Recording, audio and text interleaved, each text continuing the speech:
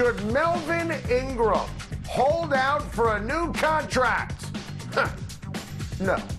How about our guy Daniel Popper over there at The Athletic? He reported that Ingram is not practicing because he wants a new deal.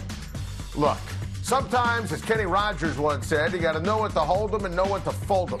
And Melvin Ingram doesn't have much leverage right about now, especially if you want to fight the Spanos family, who historically doesn't give new deals. Joey Bosa's an exception. Joey Bosa is a better ball player than Melvin Ingram, and he deserves, at the end of the day, to get that kind of contract. And Derwin James is a better ball player than Melvin Ingram.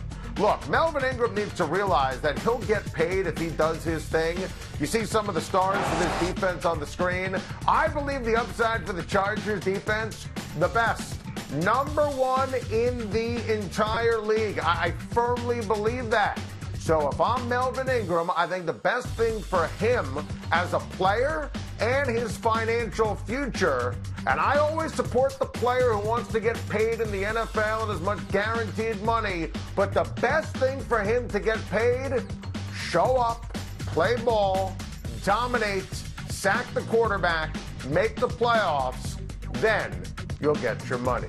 How about my New York Yankees, your New York Yankees, our New York Yankees? Can the Yankees continue their winning ways until the reinforcements arrive?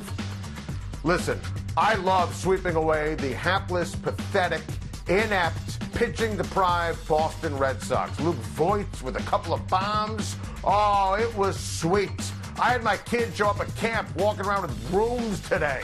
I love it as a diehard Yankee fan. But the answer to the question is no. And the Tampa Rays represent a major upgrade in talent in terms of the competition for the Yankees. Blake Snell is tremendous. You know, Glasnow has not had a great season, and obviously Cole has the advantage, but, you know, the Rays are legit. The Rays are solid. And it's certainly great for the Yankees. Aroldis Chapman was back. This after earlier in the offseason tested positive for COVID-19. Hit 101 on the gun. But they're not going to have LeMahieu. They're not going to have Judge. They're not going to have Stanton tonight. So the Yankees are going to have their B lineup on the field against Tampa Bay. The Rays are legit. Still think the Yankees will win the division. Still think the Yankees will win the American League. But it's not guaranteed unless these guys, especially Judge and LeMahieu, get back and get healthy. Calling this technical foul on Kristaps Porzingis reckless, pathetic, embarrassing, unjust, and inexplicable. Ridiculous. It was KP's second technical of the game, thus an automatic ejection. Look at this. Porzingis did nothing wrong, simply stepping in to defend his teammate and superstar, LUKA Doncic. This was beyond absurd. The Dallas Mavericks had the lead when KP was thrown out of the game in awful, irresponsible fashion, and without question, that was the turning point. That was it. Sans KP, the Dallas Mavericks had no chance, and look, they were going to win this game. The refs' fingerprints were all over this ball game last night, and I've got a major problem with it. I mean, nobody, Marcus Morris, Doncic, KP, nobody should have been penalized. I don't even want to call that a melee or a scrum. It was basically an animated conversation. It's a playoff game. And this first technical foul was a joke. I mean, and that's why I got thrown out on technical foul number 2. I mean, first of all, there's a blown call. This is a block, not a foul. Second quarter, and then KP punches the air, and he's right. He's upset the fact that they botched the call. And then everybody was chiming in. LeBron James, Patrick Mahomes, everybody knew that it was, quote, bogus as hell for Porzingis to be called for that technical, to get thrown out of the game.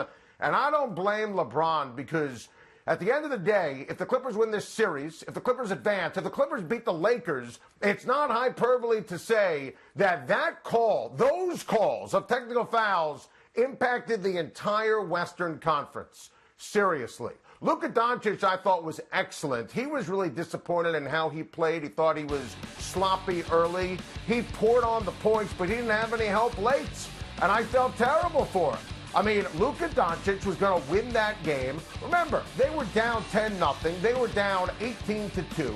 They roar all the way back. They have that 5-point lead, and then the refs blow it for Dallas?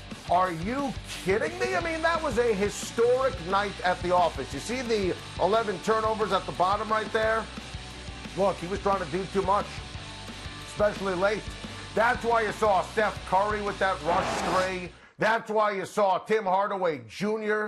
making a boneheaded play down the stretch. That doesn't happen if Porzingis is in the game. And if it sounds like I'm taking everything away from the Clippers, you're right. I am. And I love Paul George and I love Kawhi Leonard, and those guys deserve a ton of credit. And they turned it on when it mattered the most late. But there was no doubt in my mind, ebb and flow, that Dallas was going to win.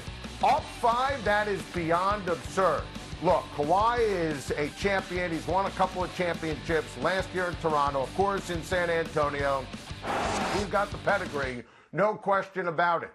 But without question, the MVP of the ball game last night for the Clippers, the officials. And as a fan, that makes me crazy. Does Ezekiel Elliott have something to prove this season? In my opinion, no. I look at Ezekiel Elliott as one of the best offensive players, non-quarterbacks in the entire league.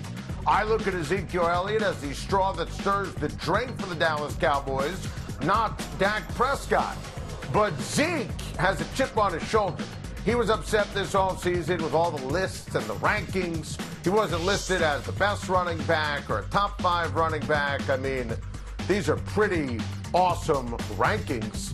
And I love that we did the last 2 seasons because that includes Saquon and the genius of Christian McCaffrey and Derrick Henry, and Zeke deserves love. By the way, Ezekiel Elliott has been in the league for 4 years. Led the league in rushing 2 of those 4 years. This team is loaded with superstars on offense. They have 3 legit #1 wide receivers. Dak Prescott gonna have the best year he's ever had under Mike McCarthy. Dak Prescott is going to dominate, and McCarthy loves throwing the ball. But never forget, it's always about Elliott first and foremost. Zeke's going to catch it a ton this year out of the backfield. Don't be surprised when Ezekiel Elliott is the offensive player of the year. Seriously. I think he's going to have a monster season coming up for the Dallas Cowboys. They're going to have the best offense in the NFL, and don't be surprised when they capture the 1 seed in the NFC.